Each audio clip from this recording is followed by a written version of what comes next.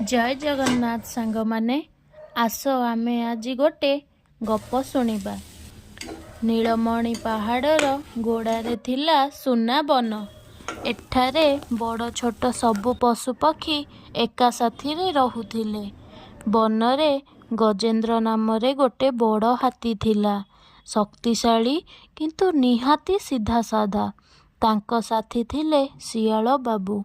रतन ता ना थिला। चतुर कुशल किंतु बेले बेले खूब चंचल। गजेन्द्र ओ रतन सबुदिन सकाळे बनरे विभिन्न स्थान रे बुलुथिले। केबे नदी एपटे तो केबे नदी सेपटे ओ सबु प्राणी को सहायता करुथिले।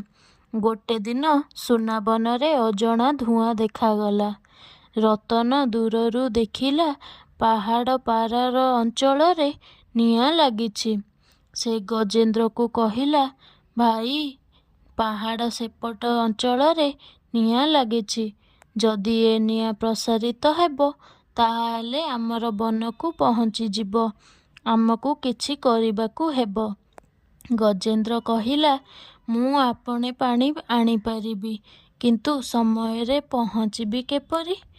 रतन कहिला, आमे दुई जणे एका साथी रे काम करिबा। तुमे नदीरू पानी आनिबो तुम षंढ साहाय्य रे। मु रास्ता रे अन्य सबु पशुपक्षी मानंकु सहायता पाई डाकिबी। सेमाने तुरंत चालिले।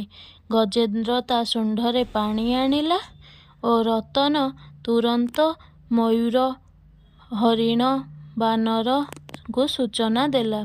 समस्ते मिसी चेष्टा करिबा परे अग्नि नियंत्रण रे आसिला।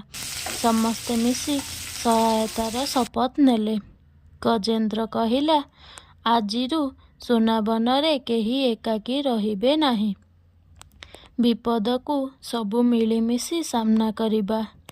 रतन हसी हसी कहिला, हाँ एबे बनरे सहायता सेना गढ़ी उठिबो जेउथिरे प्रत्येक पशुर दायित्व थिबो।